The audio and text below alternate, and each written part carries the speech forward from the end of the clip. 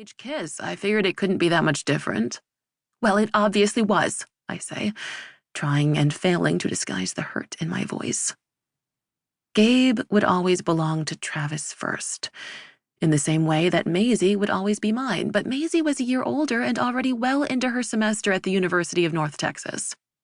The four of us had been friends since our bikes had 4 wheels instead of 2, and even though his loyalty would belong to Travis before anyone else, it still stung to know that Gabe, sweet, reliable, chronically funny next-door neighbor Gabe, had known about Travis's transgressions and kept me in the dark this whole time.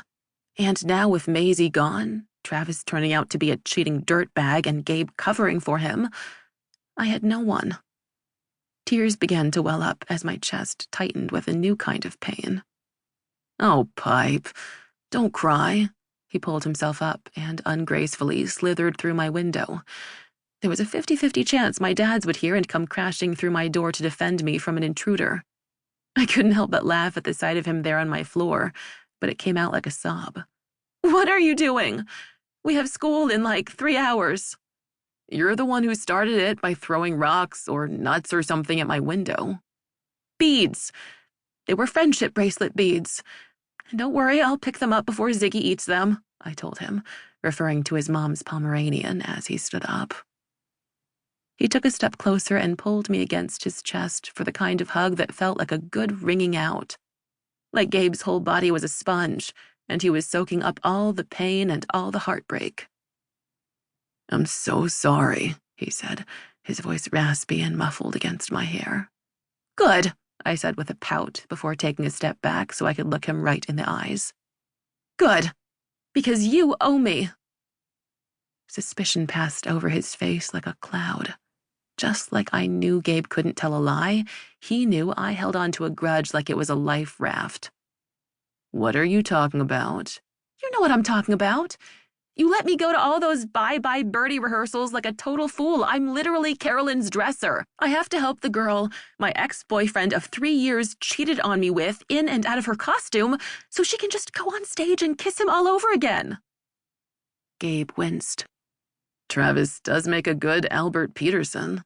Travis had explained to both of us several times during the lead-up to auditions that Conrad Birdie wasn't actually the best role in Bye Bye Birdie.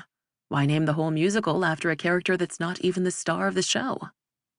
"Could we just stop treating Travis like a god for a freaking minute?" I asked.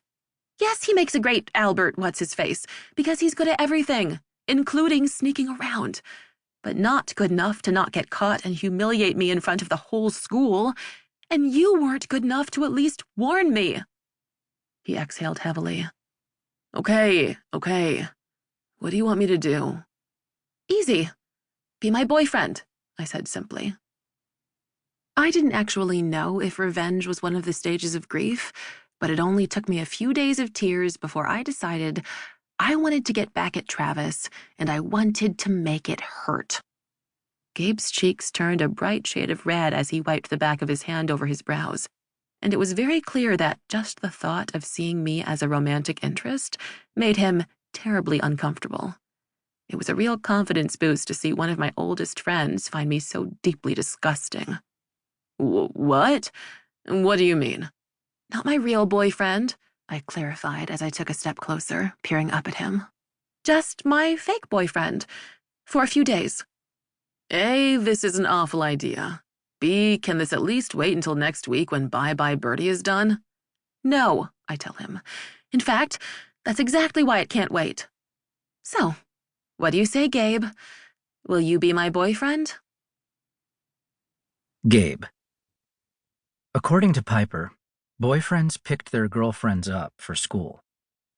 I knew that wasn't entirely true, because Travis only had his mom's Suburban on Tuesdays and Thursdays, but Piper made it clear that our arrangement was very much about appearances. I shouldn't have said yes to begin with, but it turns out it's impossible to say no to the girl you've loved since first grade. I guess it probably seemed like my whole life up until this point must have been torture. My best friend dating the love of my life for so long that they were practically married in high school years, but I knew early on that Piper...